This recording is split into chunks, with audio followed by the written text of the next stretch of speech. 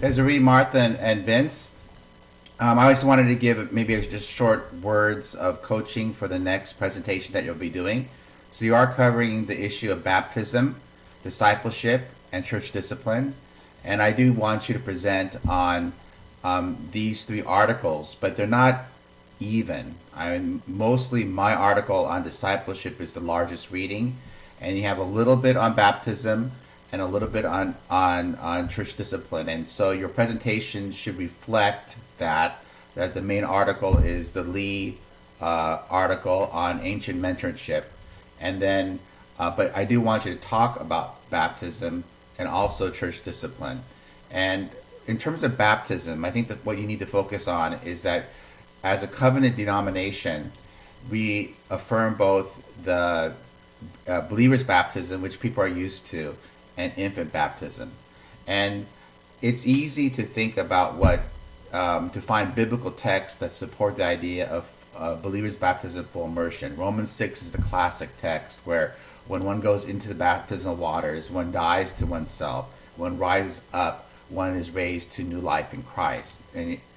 So, what text does Colin Gooden suggest for a understanding of infant baptism? And that's where you can cover 1 Corinthians 10, where baptism is a corporate event.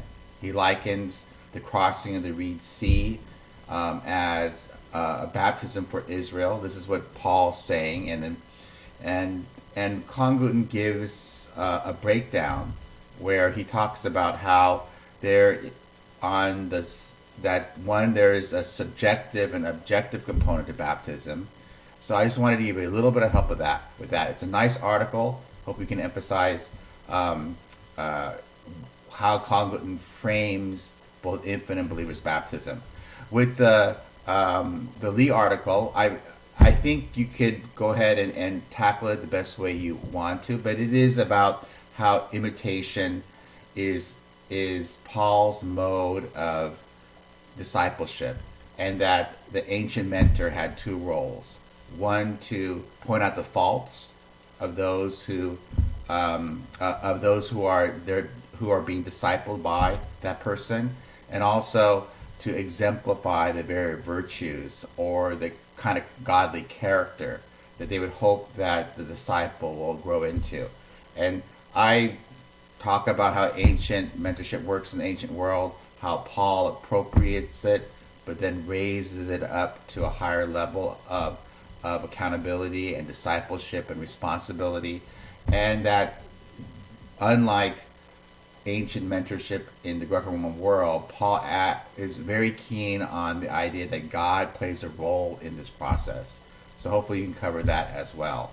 And then lastly, my word of coaching for a discipline is that the Hauerwas article is really important because I hope you catch that what it's trying to emphasize is that the church doesn't throw people out.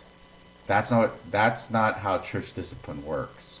Church discipline's motive is the redemption of the person who's sinning, and the person may not even know that they're sinning, but they remain unrepentant. And unless sin is addressed, that sin will destroy that person, and it also will affect the whole church. It's a great set of texts to talk about how baptism, disciples, and church leadership, church discipline are interrelated with one another. And thank you very much for tackling something that I think is so relevant to the life of the church, but also admittedly controversial, especially the church discipline part. And thinking at the pastoral and theological implications is something that I would like to see what your group comes up with.